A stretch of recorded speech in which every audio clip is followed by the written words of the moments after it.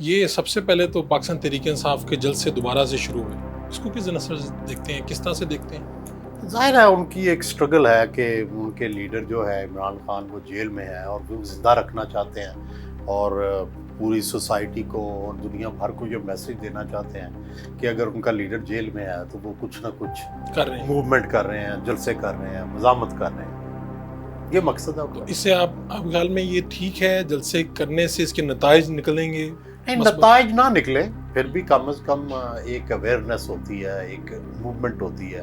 اگر وہ ڈل ہو جائیں تو اور بالکل گھر میں بیٹھے رہیں تو وہ بھی ظاہر ہے نہ پارٹی کے لیے اچھا ہے نہ لیڈر کے لیے اچھا ہے. تو اس وقت سچویشن کیا ہے؟ یعنی اسٹیبلشمنٹ کے لیے کہیں نرمی آئی ہے اسٹیبلشمنٹ کے ہاں خان صاحب کو لے کے وہ بات جس طرح سے کر رہے ہیں، درمیان میں خبریں مختلف ہیں، کیا سچویشن ہے؟ نہیں، کوئی تبدیلی نہیں آئی. مجھے نہیں لگتا کہ کوئی نرمی جو ہے وہ پی ٹی آئی کے حوالے سے کوئی دیکھنے میں آئی ہے، بلکہ یہ جو ترامیم کا معاملہ ہے اور پھر عدالتوں کے اندر جس طرح سے تقسیم ہوئی ہے، اس سے تو ایسے لگتا ہے کہ وہ جو سیاسی تقسیم تھی وہ ایک آخری شکل میں نمودار ہو گئی ہے عدالتوں میں جا کے. اور جو ایک آخری قلعہ تھا جس میں جا کے تحریک انصاف کو پچھلے کئی سالوں سے انصاف مل جاتا تھا، میرا خیال ہے کہ وہ قلعہ اس وقت حکومت یہ چاہتی ہے کہ وہ بھی فتح ہو جائے.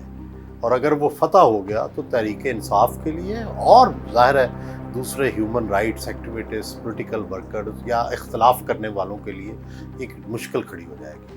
تو آپ تو خود سیاست کے قانون کے طالب علم ہیں، یہ آئینی عدالت اس کا چرچا بھی ہے، بلاول صاحب کہہ رہے ہیں یہ مجبوری بھی ہے، ضروری بھی ہے، آپ کیا سمجھتے ہیں کہ واقعی پاکستان میں اس آئینی کی ضرورت عدالت ہے؟ بنانے میں تو میرا خیال ہے قطعاً کوئی حرج نہیں ہونی چاہیے.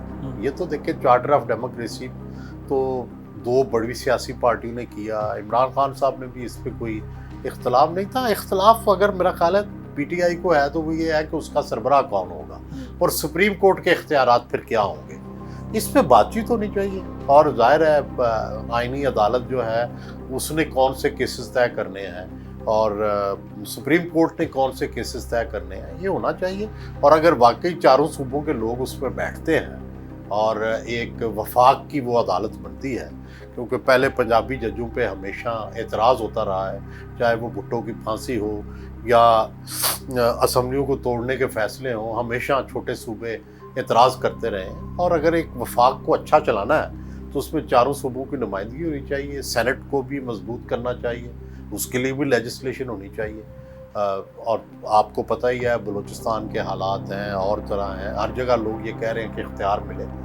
دوسری طرف اصل مسئلہ تو یہ ہے نا کہ یہ جو اس وقت سیاسی تقسیم ہے وہ آئینی عدالت پہ قتل نہیں ہے، وہ ہے اس بات پر کہ کیا قاضی فائز عیسیٰ یا ان کے ہم خیال ججز کی وہاں پہ نمائندگی ہوگی یا تحریک انصاف کے کو جو انصاف دے رہے ہیں یا جن کے بارے میں نرم گوشہ ہے تحریک انصاف کے بارے میں جو رکھتے ہیں، کیا ان کو نمائندگی ملے گی. اگر فرض کریں یہ ہو جائے کہ جناب تحریک انصاف کا نرم گوشہ رکھنے والے آئینی عدالت کے سربراہ بن جائیں تو سارے اعتراضات تحریک انصاف کو کوئی اعتراض نہیں؟ میرا نہیں خیال کوئی اعتراض ہوگا. تو یہ تو صرف ایک تعصب کی ہے یعنی نا جو دونوں نے پہنی ہوئی ہے. بات یہ ہے کہ میرے حامی جج ہونے چاہیے، آپ کے حامی جج نہیں ہونے چاہیے. بالکل، یہ تیرے میرے جج.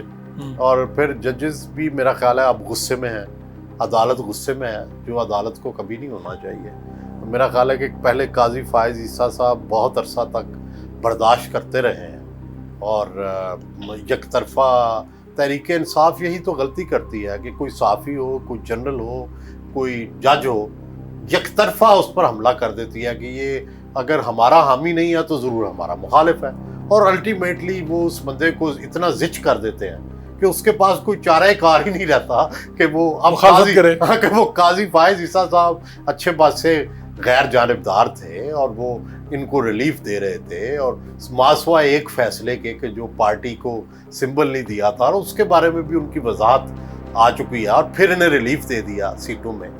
لیکن اس کے باوجود یہ تلے رہے ہیں. تو اب وہ ابھی ایسے لگتا ہے کہ وہ بھی غصے میں آ گئے ہیں اور انہوں نے بھی فیصلہ کر لیا کہ اگر انہوں نے مجھے نہیں ماننا تو میں پھر ان کو نہیں مانتا. اور دوسرے ججز جو ہیں وہ بھی بجائے اس کے کہ اپنے کورٹ کا ڈیکورم رکھیں، اپنے چیف جسٹس کی کا بھی خیال رکھیں، آپس میں بیٹھیں، صلاح مشورہ کریں، دروازے بند کریں، وہ سارٹ آؤٹ کریں۔ انہوں نے بھی سپریم کورٹ کا مذاق اڑنے دیا ہے اور سارے ملک میں سپریم کورٹ تقسیم ہو جائے گی۔